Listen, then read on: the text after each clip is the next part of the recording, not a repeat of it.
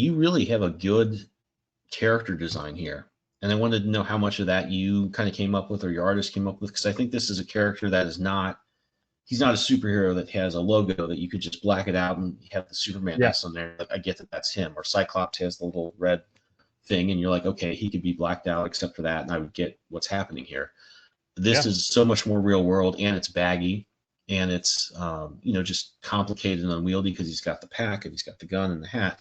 I think Yeah. you've used every one of those elements to be something that could work in a silhouette, really Hmm. tiny, and I get who he is. How much Yeah. of that was your artist, and how much of that was you?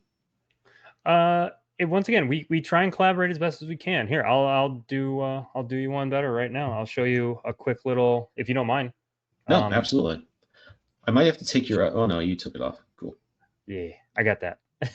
Surprisingly, I could figure You that one do a out. lot of these lately. I can I mean, tell. I do more than I want. It's fun, but a lot, yeah.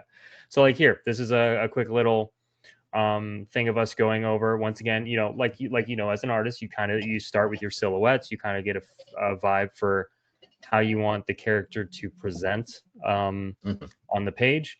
And I mean, I'm a graphic designer. I went to school for actually game design. So Oh, I'm okay. very familiar with like the creative process behind anything artistic. So I'm able to kind of speak the language as well, which is fun, and it's an easier way to collaborate. But like we kind of had a lot of back and forth on what we wanted. Now it was definitely I'm leaving it vague, but it's a like Soviet era, time frame. I'm Hmm. not trying to like pinpoint it in history per se because that's not necessarily important to the story. It's just as long as you can be present in the time period, that's all that. But the time period also has to be grounded, so it's grounded in that like older Soviet era.